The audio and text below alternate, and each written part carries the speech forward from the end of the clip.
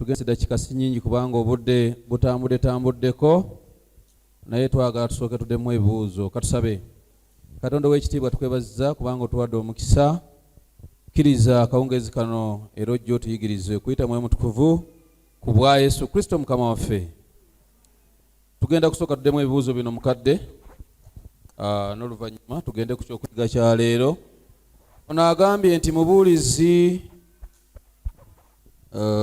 mubuulizi twayize ku bubonero obw'enjuba n'omwezi ne munyeenye. Wazze kwogera mazima. Nazze kwogera mazima. Twazze kwogera mazima. Kituufu. Omukazi owakubikulirwa 12 ekkanisa ya Katonda, 17 ya Setaani. Kati abali mu kkanisa tugwawa. Fe abali mweno egwa mu 17 12. Kubikulirwa 12 17. Soma Yosefu mangu. Kubikulirwa sura 12 onyero 17. Agamba 12 17. Agamba atya? Ogusota ne gusungwalira omukazi. Ogusota ne gusungwalira omukazi. Ne gugenda okulwana n'ab'omuzadde lye abaasigalawo abakwata ebiragiro bya Katonda era abalina okutegeeza kwa Yesu. Weetulire. Setaani alwanyisa kkanisa ya Katonda eyasigalawo eyina ebintu bibiri w'ogitegeerera. Ekwata ebiragiro bya Katonda era eyina okutegeeza kwa Yesu gwe mwoyo gw'obunabbi. Teriiyo kkanisa erina bino ebintu ebibiri ng'oggyeko eya Seventh Day Adventist. Otyo kakati ogwawo bw'oba oli mweno ogwawo. Era biki ebikolebwa mu kkanisa bye tutalina kukola?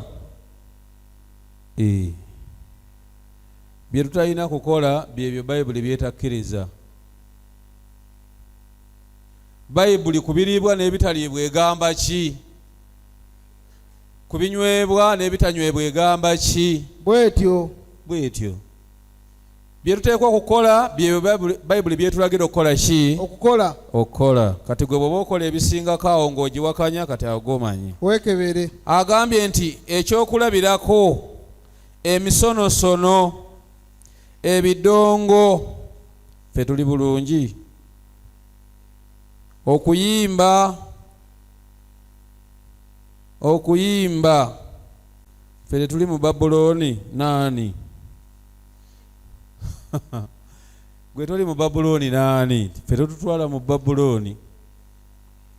Emisonosono egiyitiridde egitaweesa Katonda kitiibwa n'ekkanisa tegikkiriza. Baluumi. Wangi? Baluumi.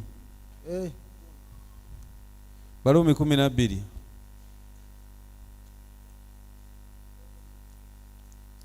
Tandikira ku lusooka. Kyavudde agamba kyenvudde mbeegayirira abooluganda. Pawulo yagamba nti kyenvudde mbeegayirira abooluganda olw'okusaasira kwa Katonda okuwangayo emibiri gyammwe saddaaka ennamu entukuvu. Okuwangayo emibiri gyaffe nga saddaaka ennamu entukuvu esanyusa Katonda ku kuweereza kwammwe okw'amagezi. Olwokubiri. So temufaananyizibwanga ng'emirembe gino.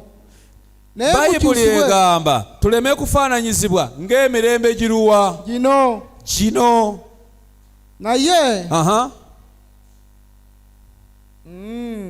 Naye mukyusibwe olw'okufuula amagezi gammwe amaggya. Mulyoke mukemenga bwe biri Katonda by'ayagala, ebirungi, ebisanyusa, ebituufu. Basi kati akeme. Kaakati gwe tunula ofaanana otya misonosono? By'oyambadde ebiweesa Katonda ekitiibwa? Weetonatona kwejja mu kifaananyi kya Katonda oyagala kufaanana ki? Setaani. N'olwekyo tuleme kufaananyizibwa ng'emirembe gino bwe gikola gitya? bwe giri. N'ennyiriri endala naalikuwadde nnyingi naye obudde sirina. Ojja kusoma eby'okwetonaatona Isaaya 3:16, ojja kusoma Yeremiya 4:3. Okwetonaatona ekisigo ekya kala eno, mumwa gwa kala guno, enjala za kala bwe ziti, n'oyambala akagatto nga kalinga aka agenti wa Lusifa, ate n'otuuka ssaawa 5 ng'abantu bonna batudde, n'otandika okukoona akagatto ku tayiroozi.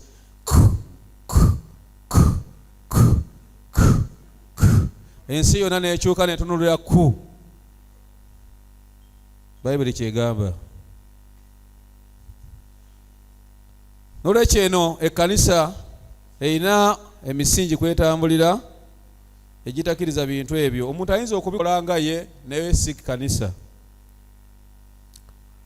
Ekirala yagambye okuyimba ffe tetuli mu Babuloni. Kyoyita Babuloni okimanyi bulungi gundi.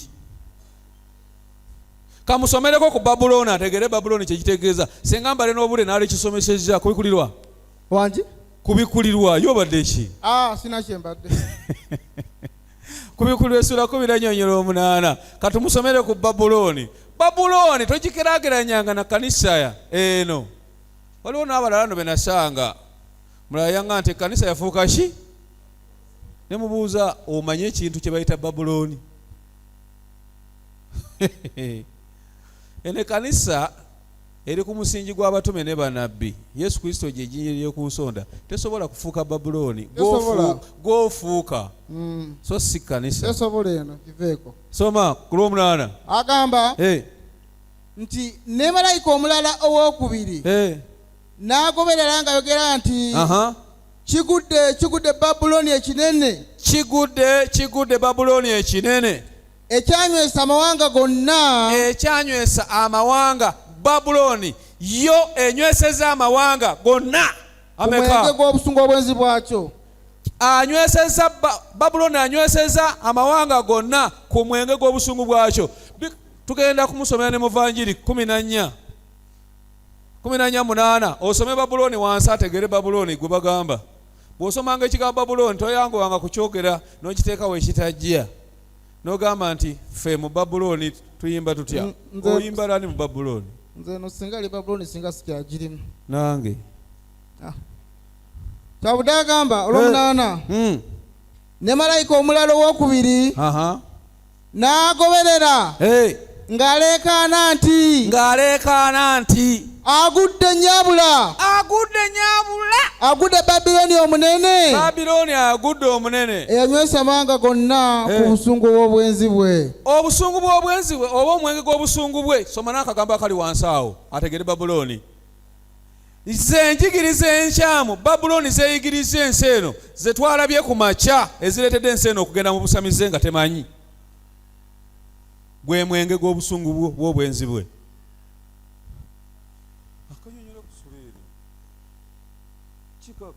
Sebokendi osaze nkatuuseeko. Kale kasome. Agamba Loma Babuloni. Okitegedde? Loma Babuloni. Musome bulungi obunabbi bannange. Nze ndimusomesawo obunabbi nno. Loma Babuloni aleetedde amawanga okusungulirwa Katonda olw'okubasindika mu kusinza ebitaliimu. Loma ye Babuloni. Ono si Roma. Saba kunnyonnyola Omwoyo n'Omwoyo Mutukuvu. Kale kankutereeze kankunnyonnyole omwoyo wa Setaani n'owa Katonda. Omwoyo omubi n'Omwoyo Mutukuvu. Befeso sura 6:12. Omwoyo omubi ekisooka tabeera gye tuli emirembe n'emirembe. Namba 2 tatuyigiriza mazima gonna atuteekamu obulimba. Namba 3 tabeera gye tuli tomala kumuyita. N'ajja n'amala okukola n'agenda. Owa Katonda ali gye tuli abeera emirembe n'emirembe. 12 6:12 Befeso. Sawa wendi. Soma nti ngontonolira. Kubanga Temumeggana na musaayi na mubiri. Tetumeggana na musaayi na mubiri. Wabula n'ab'amasaza n'ab'obuyinza n'abafuga ensi ab'omu kizikiza kino n'emyoyo emibi mu bifo ebyawaggulu. N'emyoyo egy'obubi mu bifo ebyawaggulu. Emyoyo emibi mu bifo ebyawaggulu gy'emyoyo gya Setaani. Era ne Musa wamala kugiyita, lubaale w'abaana ngolokoka nkwate, wankwata ndi muto sigenda kwerabira. Lubaale w'abaana ngolokoka. Waliwo na kano. Omwoyo wa Mukama n'amalaka wabeerawo enjawulo wakati mu ffe. Wabeerawo enjawulo. Olaba combination eyo. Ono wa Setaani bamala kumuyita. Era bwe bange kanisa yammwe mumala kuyita mwoyo mumuyina naye wa Setaani. Kyekyo waffe tetumuyita tubeera naye. Owaffe ali wano tavaawo asula naffe emirembe n'emirembe. Yokaana katumuweeko ne koono omulala. Yokaana 14:16. Yokaana 14:16 agamba, yangu atusomera kino kiveewo, nti nange ndisaba kitange. Yesu yagamba bwe ndigenda ndisaba kitange, naye alibawa omubeezi omulala abeerenga nammwe emirembe n'emirembe. Oyo njawulo yokka. Ono waabano wakuyita akabusi ava mu bbanga, tumulabye mu Befeso. Musabo era bamala kumuyita, mu kanisa bamala kumuyita, najja n'akwata abantu n'abatuga, ne babimba ejjovu ne beeyambula engoye. Bw'amala okubambula engoye n'agenda, enkya ne baddamu ne bamuyita. Abantu be bamuyita, naye ono wa Katonda abeera gye tuli emirembe n'emirembe. Ekyo bannabbi bakyaliwo, era nakyo kirala kwebuuza, bannabbi ki? Ab'obulimba weebali n'ab'amazima weebali. Naye weebuuza, bannabbi ab'amazima baakolanga mulimu ki? Baakolanga mulimu gwa Katonda, n'olwaleero bagukola, gugenda ludawa. Naye enkola zaakyuka. Katonda bw'alabanga Setaani akoppye enkola ze, abantu bajja kukalubirwa okwawula enkola ya Katonda n'eya Setaani. Katonda ng'akyusa sisitiimu, Setaani ng'asigala kweri. Nja kukigatta ne kino, kansooke nkigatte ne kino.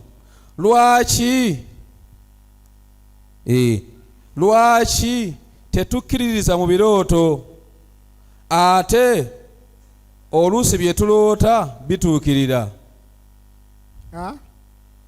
Lwaki tetukkiririza mu birooto? Lwaki tubikkiririzaamu? Lwaki tetukkiririza mu birooto? Ndoose. Oliyo omusajja gwe nawe ku lediyo ko avunula ebirooto, naye oli obaanywa biki? Sitaaba yeka. Bw'oba waloose nga omusota gukulinnye, kino kye kigenda okubaawo. Bw'oba waloose ng'osinkanye, bayiza we ne Setaani alina ebirooto, alina n'enkola ze. Setaani yalimba abantu era babigenderako. Bw'oba ogenze ku makya okubanja n'osisinkana emmese, ne beesala ekkubo n'ekulingiza n'ekwekanga n'eddayo, awo ne bw'oddayo biba biwedde. Togenda kubanja tebajja kuwa ssente. Ekyo kirooto, kiringa kirooto, kibantu bakigenderako naye kituufu. Mbu bw'okeera ku makya omuntu gw'osoose okusanga nga mukazi olunaku lusiraanye, ate nga wasuze n'omukazi oyo taaba naawe. Abamu bakyuka ne baddayo n'awaka. Katono gw'osinkanye mukazi. Nina taata wange omuto yabanga alina olugendo nga bw'asinkana omukyala mugendo okulaba ng'akomyewo. Kiki? Olugendo lusazizaamu. Gaali efudde. Obadde ekinsinkanye omukazi yasuze ne maama. Kakati obubungu. Oyo taaba. Saagala taaba. Mbu bw'owulira ekisulo ku liiso, bw'oba ogenda kulaba ebirungi, bw'okifuna kabina bagenda kukuba. Abantu bakyali ku ebyo. Abantu bakyali ku ebyo. Byebibi bye twayizeko ku makya. Kati Katonda bw'alabanga Setaani alina engeri gy'aleeseemu ebintu, abantu be bagenda kubula ng'akyusa. Era Katonda yakyusa dda ku nkola y'abannabbi, kubanga bannabbi bajjanga ne boogera n'abantu Katonda ky'agambye. Gwe mulimu gw'abannabbi. Kyekyo. Katonda yayogeranga nabo ne bajja ne bagamba abantu, Katonda agambye bw'ati. Nabbi Musa, Katonda agambye bw'ati. Kakati olwaleero Setaani ataddewo bannabbi bangi nnyo. Ajja n'akugamba Katonda yandaze ekyo mu kirooto. Katonda yandaze ekiro mu kirooto mukazi gwe maama w'omuto yakusala eddagala kabina. Kale gwosobola okweraba kabina oba bakusala eddagala oba nedda.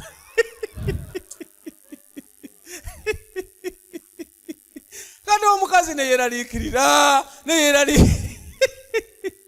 olinaja nti Katonda andaga mu bantu abali wano waliwo ataalidde ekyaggulu. Kati ebyo birooto bya kingiriki tebiina makulu bya kiralo. Kati wano wayinza okubutabaawo ataalidde ekyaggulu mu bantu bano bonna. Oluusi omu yabadde olubuto lumuluma omulala akuse oba emmere yamubuze bagambye nze ataalidde. Kati abantu bali ku ebyo. Kati Katonda yakyusa Bebulaniya. Katonda yalaba nga Sitaani aleese sisitimu eyo ey'ekigwangala n'akyusa. Bebulaniya essuula emu nnyo olusooka n'olwokubiri. Bebulaniya essuula emu nnyo olusooka n'olwokubiri. Essuula emu Bebulaniya olusooka n'olwokubiri agamba Katonda edda bwe yayogeranga mu bitundu ebingi edda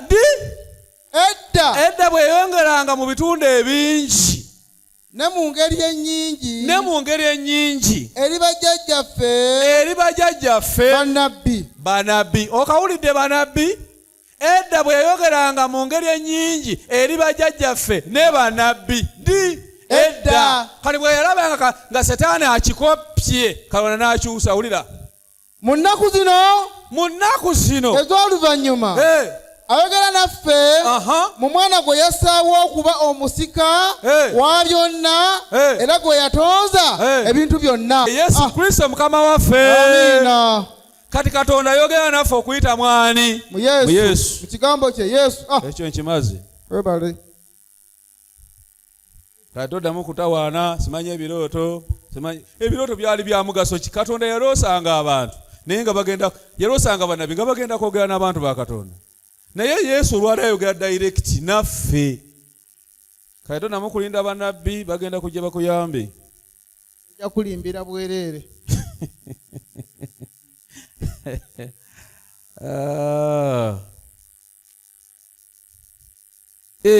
Ffe tugoba emizimu wano ogirabyewo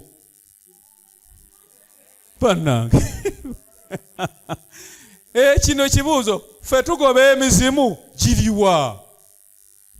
Era singa tetugigoba singa weegiri. Abayizi abo balokole tebagoba mizimu. Teriiyo mulokola agoba muzimu. Singa bagigoba singa tegiriiyo. Gyakula gitya gye gitagenda. Ne mugigoba ku makya ne giremerawo. Ne mukomawo mu lunch hour ne giremerawo. Ne mukomawo mu night prayer ne giremerawo. Ne muyita omusumba w'e China ne gimulema. Naye abasevenizireto tuba na mizimu. Ffe tubeera ne Yesu waffe. Awabeera Yesu emizimu tegirinyawo. Singa tetugigoba era singa wano gyankubyedde ekigo. Nga njogedde ku mizimu gyali ntayiza giraba nekyanga kukitundu ginkwata ekyo. Kati kukubemu naffe. Kati giriwa? Kati ngobe ki wano? Tewali. N'abalokole tebagoba mizimu. Eno ekkanisa egoba emizimu completely. Bali abaabali oba balonda na mirundi. Balabika balina essamba y'emizimu. Era omu ku basumba agirundira Nakasajja. Wamu bamutugamba olina Kasajja agirunda. Ayina faamu yaagyo. Ekitabo kino ejjala egikuba ne giddayo. Bagireeta mu lunch hour.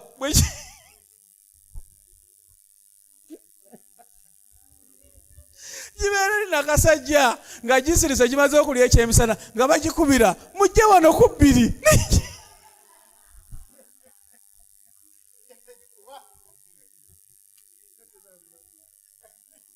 Negijjanga gidduka.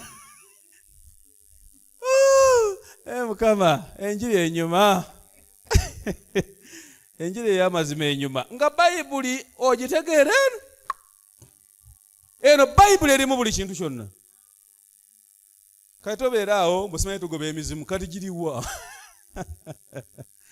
Kale kwese eddakiika ntono tuyite mu kyokuyiga kino. Mukama abawe omukisa. Mubuuze ebibuuzo. Amen. Mwebale kubuuza ababuuziza. Mukama waffe abawe omukisa.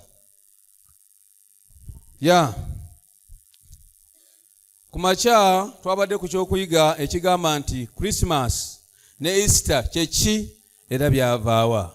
Naye tukyali ku mulamwa gwaffe kulaba kwa Katonda okola kibanange okusembayo. Nendaba malayika omulala ng'abuuka mu bbanga ery'omu ggulu ng'ayina enjira ey'emirembe n'emirembe okubuulira abatuula ku nsi na buli ggwanga n'ekika n'olulimi n'abantu ng'ayogera eddoboozi ddene timutye Katonda mumuwe ekitiibwa kubanga ekiseera ky'omusango kituuse. Mumusinze yakola eggulu n'ensi n'ennyanja n'ensolo z'amaki bannange. Malayika ono atukubiriza okusinza Katonda ow'omu ggulu. Abantu bali ku bibumbe singa nabadde n'obudde bano bamusenyero engobya babaziikulayo amagumba gaabwe ne bagatwala. Nina ne katikisimu wano n'agayuda taddewo baagakima. Katikisimu ngiina wano eya Yuda Taddewo. Abantu bali mu kusinza magumba g'abaki? G'abafu. Bali mu kusinza bifaananyi. Bali ku entaana ya musenyero engobya gye basinza. Abakazi basiba wali n'abaana mu kifo ky'okutwala abaana mu ddwaliro bali wali ku ntaana.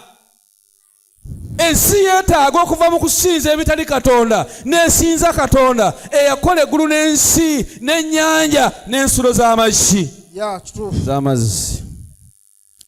Tugenda kati ku kyokuyiga ekirala. Ennaku 3 abantu ze basinzizaako mu nsi lunaku ki olutuufu. Katonda tuwe omukisa mu kyokuyiga kino tuyigirize ku bwa Yesu Kristo Mukama waffe. Amiina. Ennaku zino zola 3 ziringa emisalaba 3. Abaali ku misalaba gino bali 3 singa badde weetegereza. Ono mutemu, n'ono mukozi wa bikolobero, ono ye Yesu. Naye si kyangu nnyo kyakubategeera n'ennaku zino bwe zifaanana. Twetaaga okuzaawula Friday, Saturday, Sunday. Luno olunaku abantu kwe balusinzizaako ate luno nalwo ate luno. Naye mu zino ennaku basebo ne bannyabo twetaaga kwetegereza lunaku ki Katonda lwe yateekawo kumusinza. Mubuulizi 7:29 Bayibuli egamba. Kyavudde agamba laba kino kyokka kye nalaba. Laba kino kyokka kye nalaba. Nga Katonda yakola abantu nga bagolokofu. Katonda yatonda abantu nga bagolokofu. Naye bo ne bafuna bingi bye baagunja. Bannaffe Abasiraamu bo tebakaayana. Olunaku lwabwe tebaluyita lutukuvu. Eyaabwe bagiyita Juma era lankyawa. Mu Qur'ani ayogera bw'ati. Surati Al-Juma.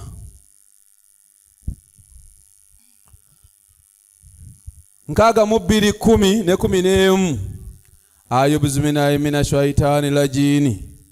Bismillahirrahmanirrahim.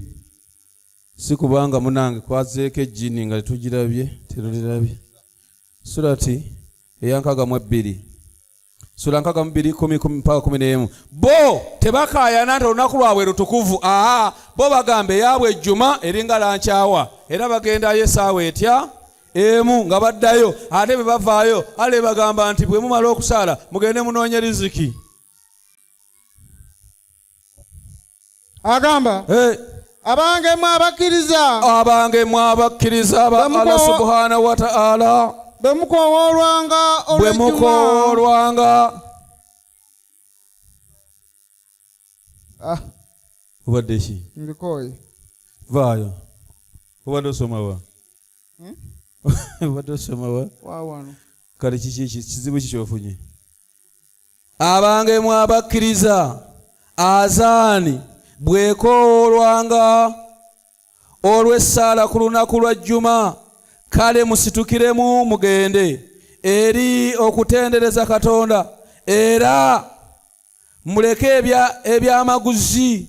Ekyo kye kisinga obulungi gye muli singa mubadde mumanyi. 11 Kale essaala bweggwa olwo musaasaane mu nsi munoonye olwo musaasaane mu nsi munoonye ku mikisa gya Katonda era mutendereze nnyo Katonda mulyoke muganyulwe. Bote bakayana olunaku lwabwe si lutukuvu. Lwala nkyawa ogendayo essaawa emu okusinza bwe kuggwa ne mbusaasaana ne munoonya emikisa gya Katonda. Ennaku zino zombi ze twagala okuteekako essira kubanga ze zikutte ensi yonna. Abantu bagamba bwe tubeera mu Yesu tubeera mu Sabbiiti, bwe tubeera mu Yesu tubeera mu Sabbiiti. Omuntu bw'abeera mu Yesu teetaaga kuuma Sabbiiti. Ennaku zino zombi Sande ne Sabbiiti ze ziriko ebizibu ze twagala okwetegereza olwaleero. Sitaani mu magezi g'amangi bassebo ne bannyabo g'alina ateeka obulimba mu giraasi n'akuziba amaaso nga tosobola kubulaba. Njagala wetegereza obulimba bwa Setaani nga tudduka mangu ku supiidi. Twetegereza ensibuko ya Sande. Sande yavaawa. Ekigambo Sande kiva mu bigambo bibiri, Sun day.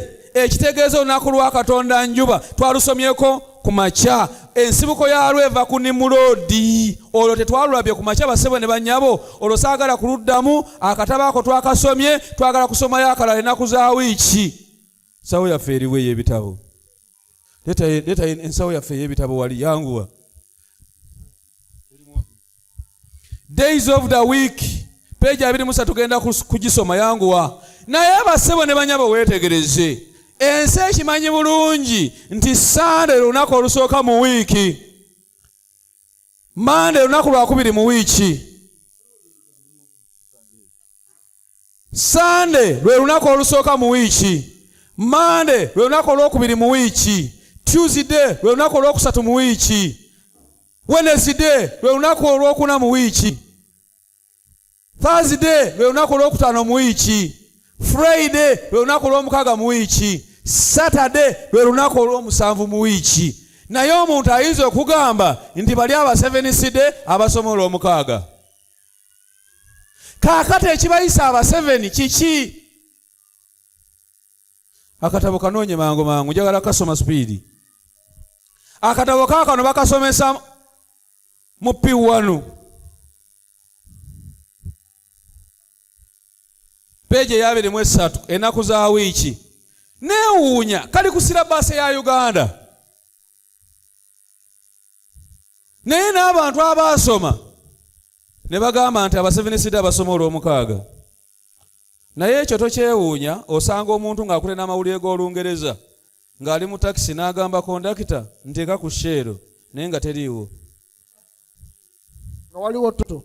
Waliwo toto. N'agamba nteeka ku sheero. Tompisa ku sheero. Noga nti omusajja ono ddala teyasomerako ddala.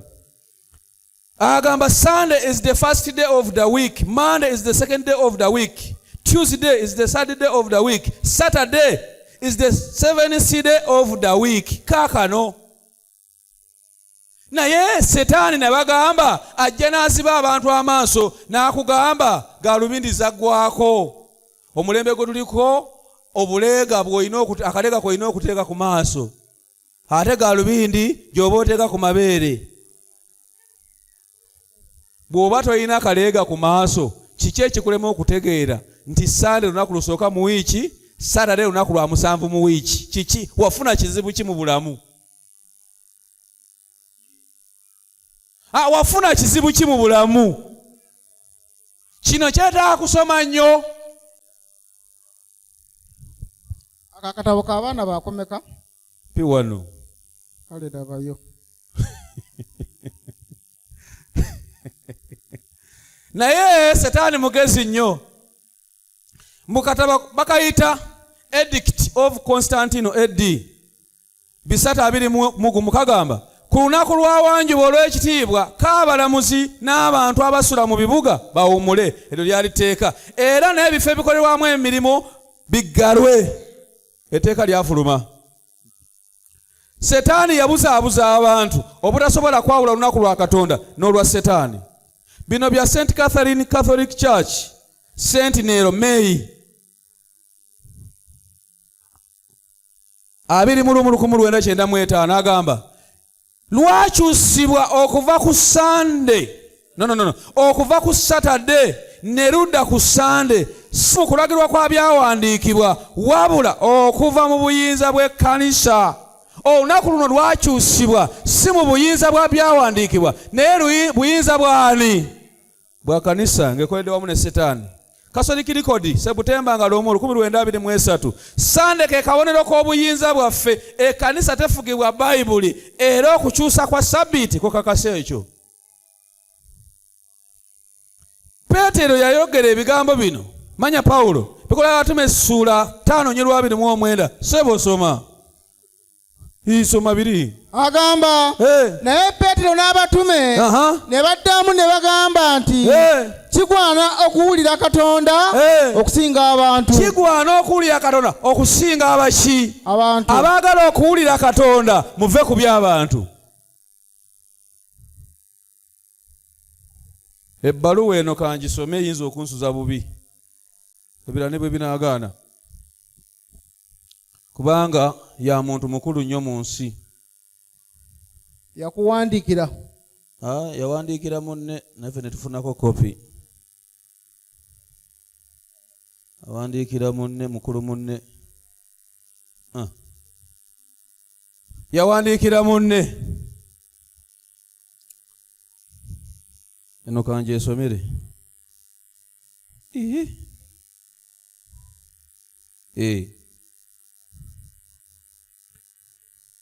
Sabbiiti ekereziya ekkiriza ekisobyo ekyokukyusa Sabbiiti ya Katonda Saturday.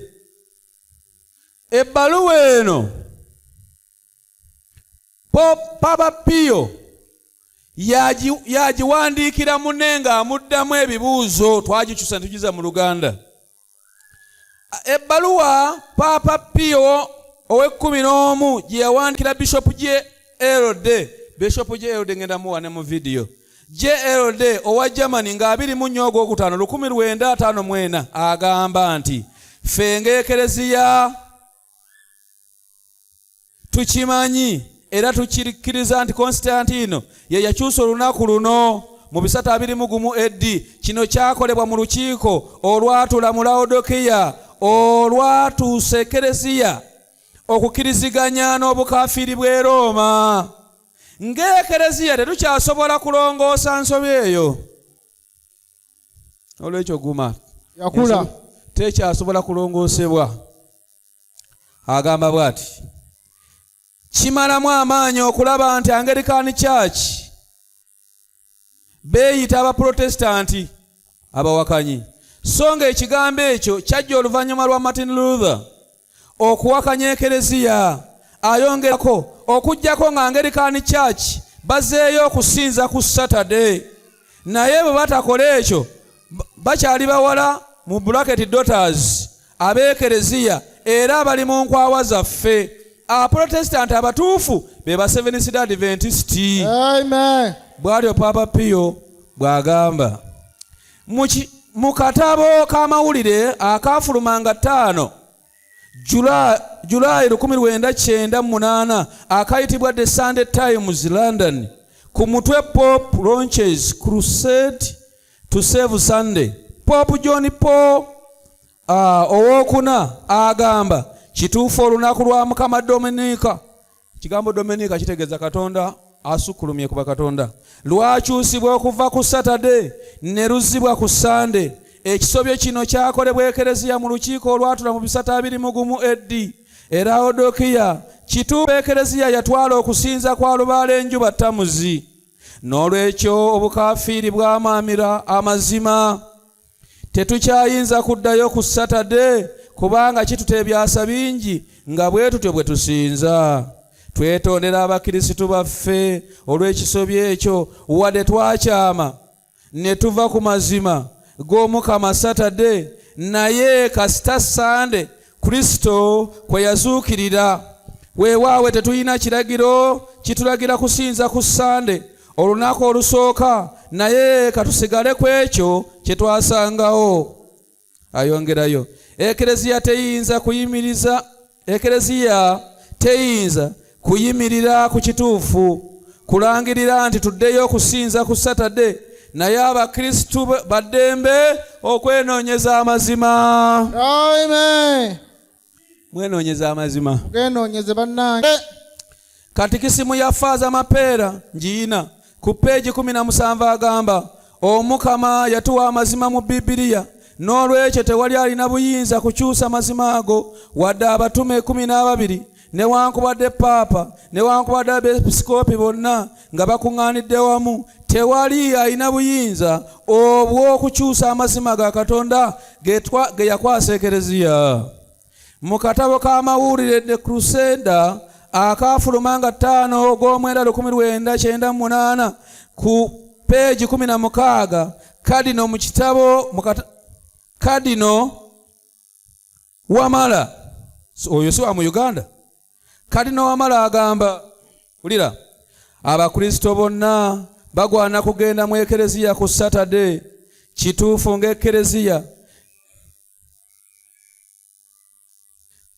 ng'Ekereziya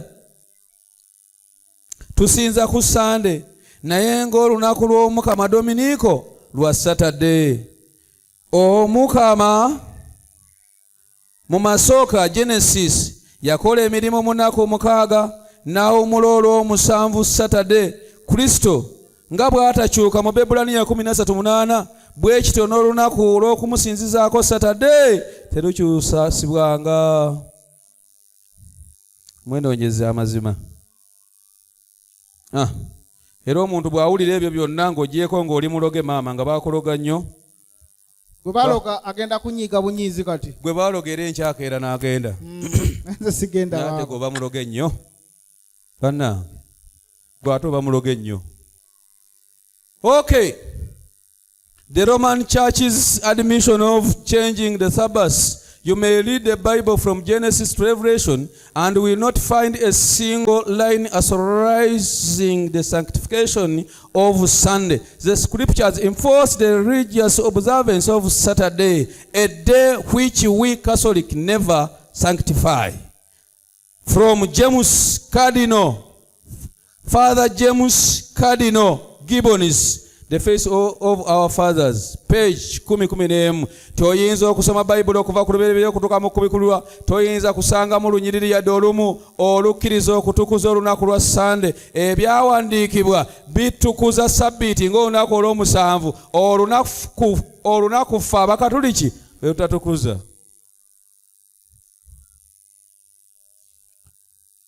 History of religion.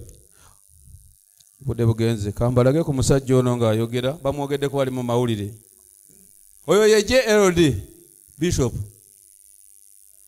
yateekawo ssente omuntu alina olunyiriri mu Bayibuli olukkiriza nti Sunday ye Sabbiiti.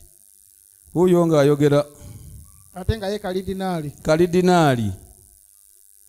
I have repeatedly offered $1,000 to anyone who can prove to me from the Bible alone that I am bound to keep Sunday holy. Mbwe ataddewo $1,000 bwe wabaawo omuntu asobola okuleeta olunyiriri nga lukakasa nti Sunday ye Sabbiiti.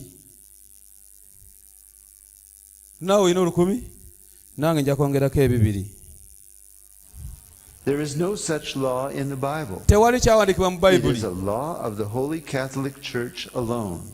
Kiragiro kya Kereziya Katolika yokka. Huyo kadino.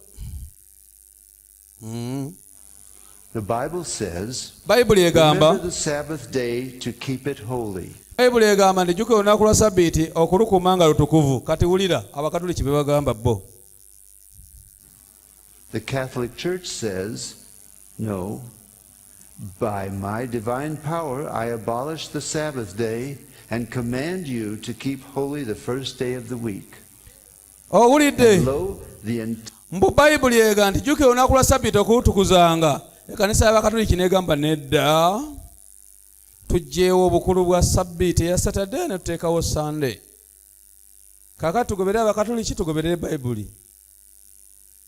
Omulokole ogoberera ki? Omuprotestant ogoberera ki? Kati Abaprotestant abamu bano ba junior abasinza bamanyi mbu bo si Bakatoliki. n'abalokole bamanyi nti bo si bakatuliki era omulokole okumugamba nti oli mukatuliki ayinza okuyomba naye nti ogenda kumusanga ng'akoola omwoyo. Entire civilized world bows down in a reverent obedience to the command of the Holy Catholic Church. T. Enright, CSSR, ebyo ebitabo twabisomye byonna tubirina wano ebyo byasoma byonna. Kansas, February 18th, 1884.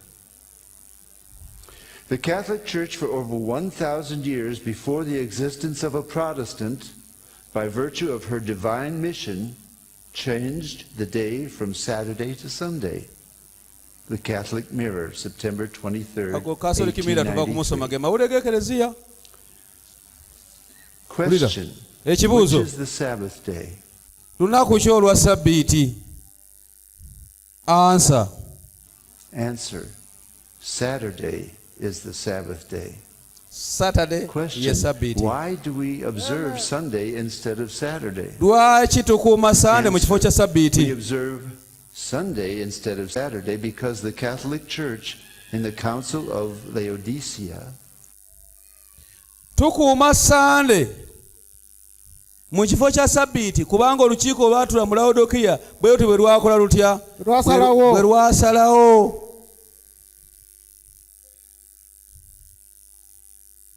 Njagala kudduka dakiika ntono nnyo tube nga tumaliriza. Sikuliini nga kafunzeemu. Giro ssebo ogenda kusomayo nnyiriri ntono nnyo.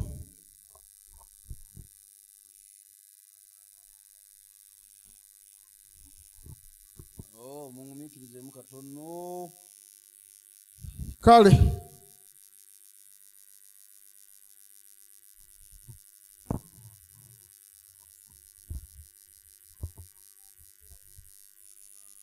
Kwagala kuddukamu katono mu kitabo kya Luka.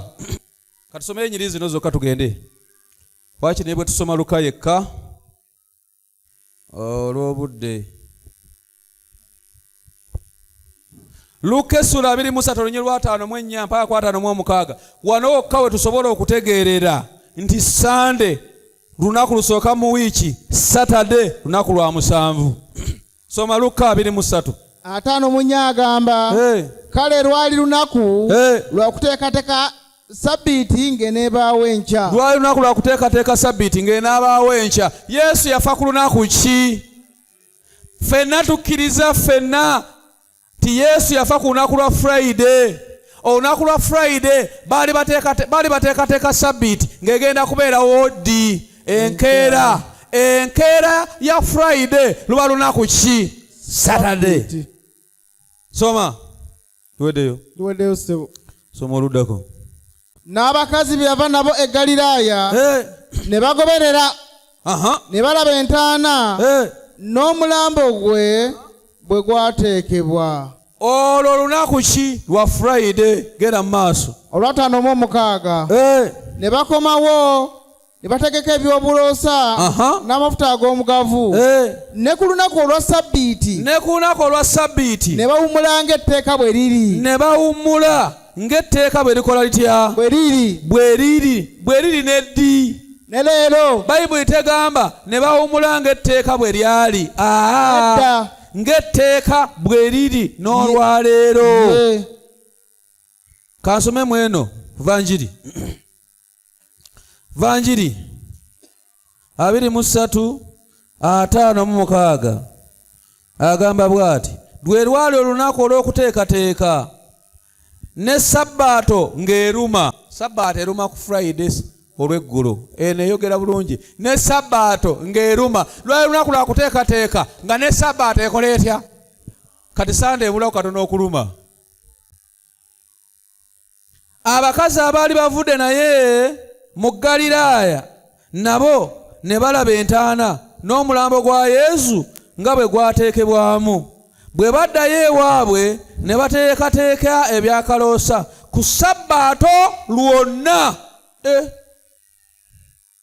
Ku Sabbaato lwonna ne bawummula ng'etteeka bwe liragira. Ekyo bawummula ku Sabbaato lwonna. Abantu bateekwa kuwummula ku Sabbaato lwonna. Towulira nnaku ng'osiibye ku kkanisa. Mpulira emirembe. kambategeeze mwe abakristaayo abatandise okuzanyisa sabbiiti muli ku buzibu. Obadde okimanyi nti bamalayika sabbaato oba sabbiiti kabonero ka Katonda? Kituufu. Era bw'ofa nga sabbaato eri mu bwongo bwo obunabi kye buyita ekyenyi, ekyenyi, nti ku ntaana bawandiikako Saturday Sabbath keeper ku ntaana. Era ssebo ebitabo binyonyola nti Yesu bw'anajja tagenda kulinnya ku ttaka lino ng'anoonya ki? Agenda kuyimirirawo mu bbanga, wagenda okuteeka entebe ye mu bbanga n'okumasamasa kwe, asindike bamalayika. Bamalayika bazuukize. Pawulo yawandiika n'agamba abaafiira mu Mukama waffe be balisobola okukola ki? Okuzuukira. Naye waliwo abaafiira mu Mukama waffe n'abataafiira mu Mukama waffe. Abataafiira mu Mukama waffe bw'ofa nga wajeemera sabbiiti erino gye twagenda kusoma olw'obudde, gye twagenda kusoma olw'obudde eri Quran ega nti abantu abajeemera sabbiiti bali enkima enyoomoofu. Bw'obadde okimanyi nti bw'ojeemera sabbiiti n'obeera omujeemu, bw'ofa ku ntaana yo bawandiikako Sande ng'akabonero ka sitaani ak'obujeemu. Era bamalayika ba Katonda bwe banajja okuzuukiza abalonde be bagenda kusinzira kabonero ka Katonda. Bw'osoma eri mu Kubikkulwa essuula ey'omusanvu, olwaleero malayika wa Katonda yagamba bamalayika abana abakutte empewo ennya ez'ensi abagenda okuzikiriza ensi, n'agamba temwonoona nsi newankubadde ennyanja, tusooke tuteeke ku bantu ba Katonda akabonero. N'olwekyo bassebo ne banyabo temuzanyisa sabbiiti. Sabbiiti abantu batandise okugenda mu byabwe. Omuntu n'ava wano ku sabbiiti n'agenda mu bibye. Omuntu n'ava na wano omuvubuka luli yatugamba nti baalyose ne bamutomera, yabadde afutolose ku sabbiiti agenda kulaba mupiira ttiimu ye esamba ku sabbiiti, ne bamukuba n'eggaali n'atuubugiza n'aga nti neebaza Katonda ne bantomera n'okuntomera. Nze saagamba nti kabakutomere. Taagala. N'olwekyo temuzanyisa sabbiiti bassebo ne banyabo. Njagala kusomako 24. Ku sabbaato lwonna ne bawummulanga etteeka bwe liragira. Kati wulira Luka 24 olusooka lugamba, naye ku lusooka omusanvu, Sande lunaku lusooka meka? Musanvu. The first day of the week. Sunday. Nga guweddeko naye olusooka. Ekyo bannange tukitegedde. N'alisomye ebirala ttabo ebirala bingi. Ojja kusaba Bebulaniya 4 bagamba sabbiiti kiwumulo kyokka ekisigaddeyo. Bebulaniya essula 4 onyira olw'omwenda ku lw'e11, osome Baluumi 10 olw'okubiri, osome kati simu yo tetugisomye.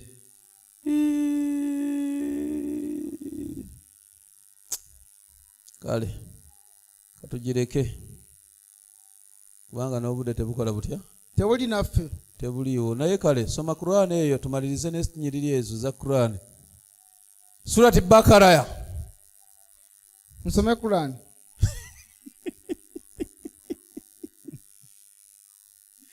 Mukadde wawiri. Nze ngenda kuza mu kidaala, ekkanisa tokyagisobola. Ngenda kuza mu kidaala ky'efoti. Surati Bakaraya essula ey'okubiri aya 17 ne 17 katukomeawo. Qurani eyogera ku bantu abategeera amazima ne bagaana okugakkiriza nga beesibye ku ebyo bye baasangawo bakitaabwe. Oli n'ategeera amazima n'agamba naye waffe tuli baddiini bweti sisobola kukyuka. Qurani beyogerako betugenda okusoma ne tafusiri. Agamba mazima Wanti kwano osagala gisoma nga nkoye entawaanya. Vaawo. Kankuyambe. Yamba ne yanza. Nakugamba tubulire enjiri nga bukyala manyi gagenda kutuggwamu. Nedda ssebo. Katwakabulira enjiri emyaka 2 gatandise okutukendeera. Qurani egamba bweti. Obadde ku 17. era bwe bagambibwa nti mugoberere ebyo Katonda bye yassa bagamba nti nedda ffe tugoberere ebyo bye twasangawo bakitaffe. Abaffe bakitaabwe ne bwe babanga tebaategeera kintu kyonna era nga si baluŋŋamu bo nga bagoberera.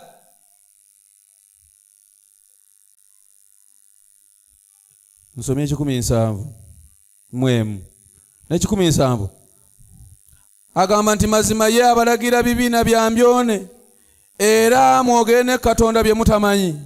Era bwe bagambibwa nti mugoberere ebyo Katonda bye yassa bagamba nti nedda ffe tugoberere ebyo bye twasangako bakitaffe. Abaffe bakitaabwe ne baba nga tebaategeera kintu kyonna era nga si baluŋŋamu bo nga bagoberera. Abange otegedde amazima kitaawo yafa mu kafiiri otegedde nti eddiini yeewammwe yadde mwobeera naye ya kikafiiri era ng'ogoberera olw'okuba bye wasangako bakitaawo. Ani yakuloga olumbe lwa geyeera? Ani yakuloga olumbe lwa geyeena? Tafusiira egamba bweti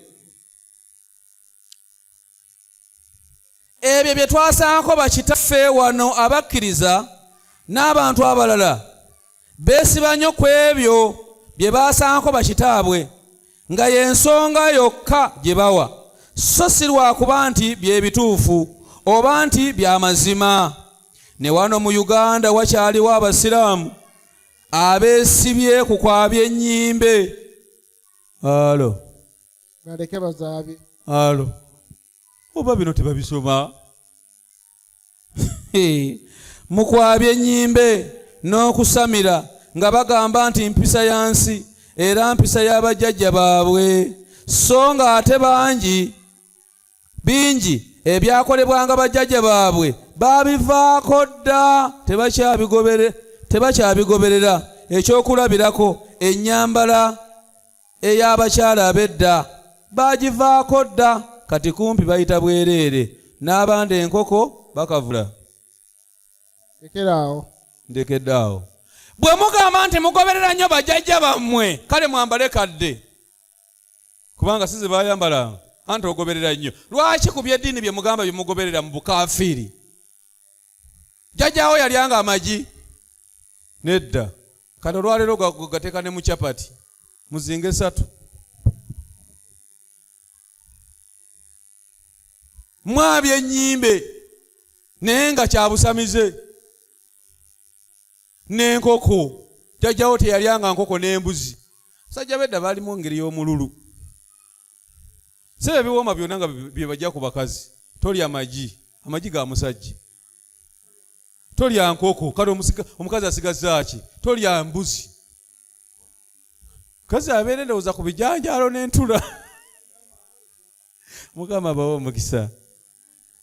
Olunaku olutuufu olw'okusinza lwe lwaleero, olunaku lwa Sabbiiti, Katonda lwe yatukuza n'aluwa omukisa n'aluwumulirako. Olwo lwe tufunirako emikisa, kwe tukulizibwa Katonda kwatuweera emikisa, era kwe tutegeerera nti Katonda yatutonda era ye mutonzi waffe.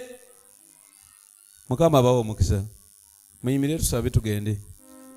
N'abaana batongereyo ndowooza ye bano abadde bambadde kwa gundi ebyambalo ebirala tebo batutoloseeko. Kale bwe tumaliriza bayinza okutongera oluyimba lumu okusinziira ku batesitesi.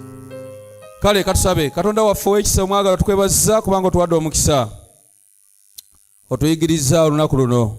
Weebale Mukama. Ne ku Sabbiiti ejja tukomyewo okuyiga ekigambo kyo. Otukyayise byokyawo otwagalise byoyagala. Naye Mukama otukulembere olw'okusikira obulamu obutaggwaawo. Abantu abawulidde ebigambo bino kabigwe ku ttaka eddamu. Katonda waffe bikyuse obulamu bwaffe. Mukama begatte ku kanisa y'amazima eyasigalawo eteekebwa era nga ye mugolewo gw'ogenda okukomawo okukima okumutwala mu bwakabaka bwo emirembe n'emirembe. Tuwe omukisa leero ne bulijjo. Buli muntu ky'anaakwatako mu nnaku mukaaga omuwe omukisa. Abatalina mirimu gibawe, abagiina nga tegitambula Mukama gibeenemu okugitambuza. Tuli baddu bo n'abazaana bo, tuli baana bo ababuwala n'abo bulenzi. Tetuyinza kubeera mu nsi eyiyo n'okujula kwayo ne tusabiriza. Kikafuuwe. Buli muntu muwe omukisa, buli muntu muwe obuwanguzi. Tetuyinza kubeera mu nsi eno nga ffe tudaaga Mukama nga tukulindirira. Watusuubiza okutuwa omukisa mu kibuga ne mu kyalo. Bituwe naye ebyo ebiyinza okutulemesa okugenda mu ggulu, ebyo ebiyinza okutujja mu lugendo luno, ebyo ebiyinza okutuzikiriza bireke, tuwe ebyo byokka ebinaatwala mu bwakabaka bwo ku bwa Yesu Kristo Mukama waffe. Mukama abawe omukisa.